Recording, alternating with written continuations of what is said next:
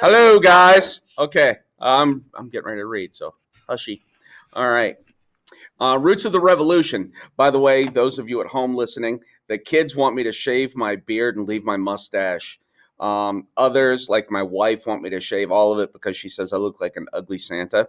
I don't know. You at home, why don't you leave me a message on the little comments below and tell me. Yes, we have one really tall, skinny student in the back wants me to leave like this cowboy thing going on. Yeah, so let me know what you think. Either way, I'm going to be beautiful, so it doesn't really matter. All right, so I'm going to go ahead and read this, and you guys are more than welcome to answer your questions as I read. Okay? Sound good? Okay, you had me at hello. All right, Chapter 1, Roots of the Revolution. The spread of ideas. And remember, the spread of ideas, guys. What's going to help the spread of ideas? What happened in 1444? Remember, Johannes Gutenberg? The printing press, okay? In 200 years, you're going to see a massive growth of literacy. That's going to help the spread of ideas, something drastic.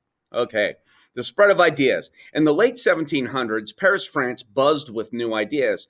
People came together to discuss these ideas at social gatherings known as salons. These salons usually took place in fashionable mansions with wealthy aristocrats.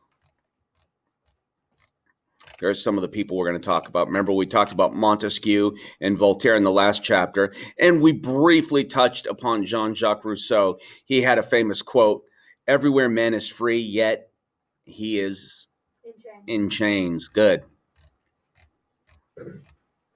The salons attracted writers, poets, musicians, important government officials, and other liberal-minded aristocrats, as well as many members of the rapidly growing middle class. These people talked about the Enlightenment ideas that were sweeping across Europe, ideas about natural rights, the rights of man, religious tolerance, freedom of speech and of the press, and political freedom to choose their own leaders. For some, ideas about political freedom were considered dangerous, as France had a monarchy. The king ruled because he was born to do that very thing. What did we call that? Absolute monarchy. Well, absolute monarchy, but what if you're given that right by God? Divine. Yes, divine monarchy. Very good. If you had been a guest at one of these salons, you might have heard about the ideas of John Locke. Locke was that English philosopher who argued that all people have certain natural rights, and that people of a nation have the right to get rid of any government that takes away these rights and freedoms. Or you might have heard people refer to one of these French philosophes. The philosophes were the thinkers of the Enlightenment. They believed in justice, tolerance, and freedom. They wanted to limit the power of an absolute monarch and give people a voice in government. The most famous of these philosophes were Montesquieu, Jean-Jacques Rousseau, and Voltaire. Montesquieu wrote critically of the French government and society in the Persian Letters. In The Spirit of the Laws, he set forth his views, or political theories, on how best to govern. He praised the English for establishing and preserving a balance of power between Parliament and the king. He felt that such a balanced government was better than the absolute monarchy of the Bourbon kings. Not Bourbon, that's our English pronunciation, but Bourbon kings. And that is like a family, it's like a family name. Okay, it's like a bloodline name. That might help you guys out. Bourbon was the family name of the line of kings who had ruled France for 200 years. That goes, you remember Louis the 14th who builds the Versailles. Okay, that's the bloodline. Rousseau was the most radical or extreme. He complained that people are born free, but usually they end up enslaved. He summarized the political state of the world in a famous line. I just said this a minute ago. Man is born free, yet everywhere he is in chains. Rousseau wanted to see these chains broken and destroyed. He also angered the French rulers by insisting that kings should rule by the will of the people, not by the will of God. Voltaire was the wittiest and the most popular of the philosophers. He was a great advocate of religious freedoms, and he used humor and satire to make his points. He made the French people laugh at his jokes and insults toward the institution he most hated, the Catholic Church. He claimed that the church deliberately kept people in ignorance and superstition and refused to tolerate any disagreements. Talk of change. In the salons of Paris, people could discuss the ideas of these thinkers openly and freely. But elsewhere, they had to be more careful. They were not free to criticize the state in public. The state means the French government. Both writings and speech were censored.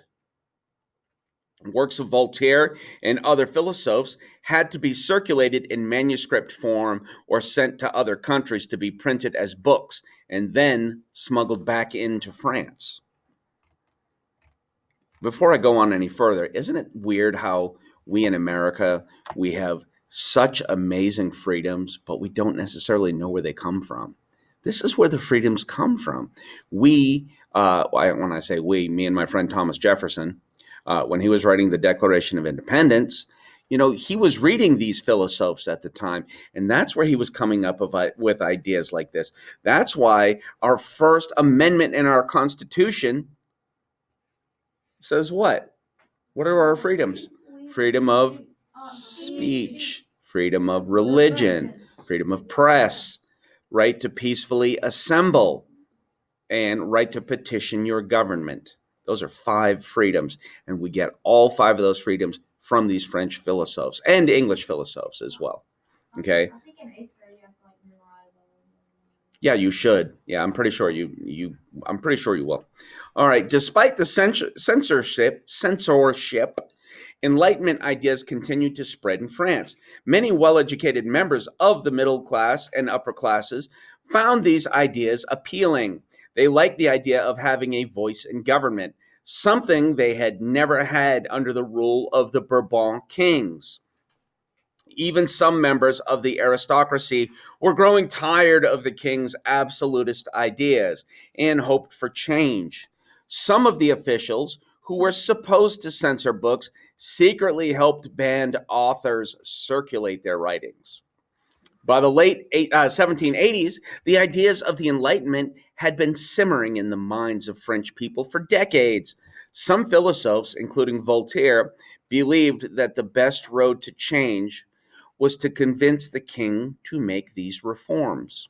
Radical thinkers thought of more drastic steps that were needed. They didn't want to rely on the king's goodwill to give them the freedoms they deserved. They wanted to limit the king's power. Remember, England had already done that. You remember the Glorious Revolution? They had already limited the power of the king in England. So the French see that and they're going, dude, why can't we do that here? After all, the English, next line, see how smart I am? After all, the English had done it. The French could do it too. And of course, monsieur, if the English can do it, we can do it better. Yeah.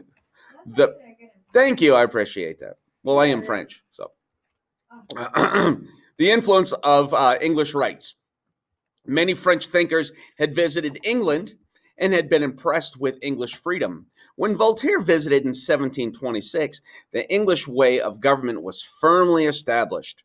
Parliament had passed the Bill of Rights, which forced the king to share power with it and limited the government's right to treat people unfairly without restrictions.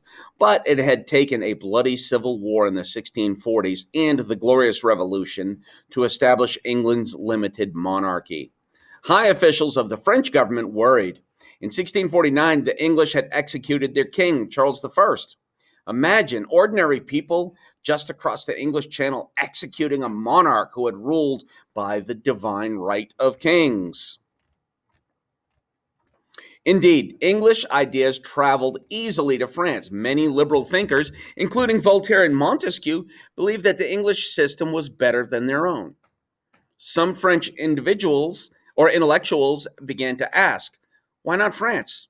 Why not have a limited monarchy like the English? Why must we continue to suffer the injustices of a tyrannical church and state? Now, remember, we were talking about America a little while ago. Enlightenment in America. Meanwhile, the light of these new ideas had reached across the ocean to America. Men who would soon risk their lives and fortunes in a revolution against Great Britain enthusiastically. What does that mean? Enthusiastic.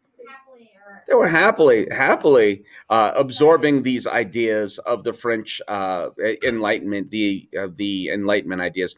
Americans such as Ben Franklin, Madison, Thomas Jefferson were already well acquainted with the rights won by the English in the Glorious Revolution. They expected those same rights for the American colonists. Enlightenment gave ideas, or gave Enlightenment ideas gave the American revolutionaries the ammunition that they needed to fight for their independence and for a new type of government, one that went far beyond what many French intellectuals of the time could even imagine. Some of the French who had sent their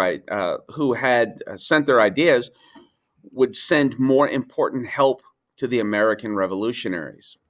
Let me volunteer. Lafayette, who you were mentioning a little while ago, Cookie, believed in the ideals of the Enlightenment, and he wanted to help America's struggle for freedom. Eager to win military fame and glory, he bought his own ship and volunteered to fight alongside of the colonists. Lafayette risked his own life, leading American troops in battle against the British. He showed that he was truly committed to the cause of liberty. Lafayette became a hero of the American Revolution and a hero to his own people in France. He was the first Frenchman to join the American fight, but many others follow. The French to the rescue. The French king Louis XVI, it was an absolute monarch. He had no sympathy for the ideals of the American Revolution. France and Great Britain had been enemies for centuries. The French and Indian War had cost the French numerous sums of money and loss of almost all of France's territory in North America. Nothing made King Louis happier than seeing the British humiliated by their upstart American revolutionaries, even though he didn't share their beliefs. In 1778, France and the United States signed the Treaty of Alliance, agreeing to help each other fight Great Britain. France sent money, equipment, 12,000 soldiers, 32,000 sailors, and a large naval fleet. Many of the Frenchmen who fought side by side with the Americans, especially Lafayette, admired the courage of the Americans. They saw firsthand how a handful of determined revolutionaries who believed in the ideals of the Enlightenment could defy a mighty empire. Among the liberal intellectuals in France, the success of the United States made the desire for liberty burn even more brightly. The American Revolution, to some extent, contributed to an unexpected way to the French desire for reform. The war was costly. The French treasury was still feeling the effects of the very expensive French and Indian War. This, alongside many other problems in France in the 1700s, such as wide-scale dissatisfaction with high taxation, food shortages, economic hardships, and social structure that gave ordinary people very few rights, would all contribute to a chain of events, the outcome of which was a second major revolution. That's where we're going to stop. And you guys, I'm going to give you guys a few moments to answer your questions. If you have any questions, let me know.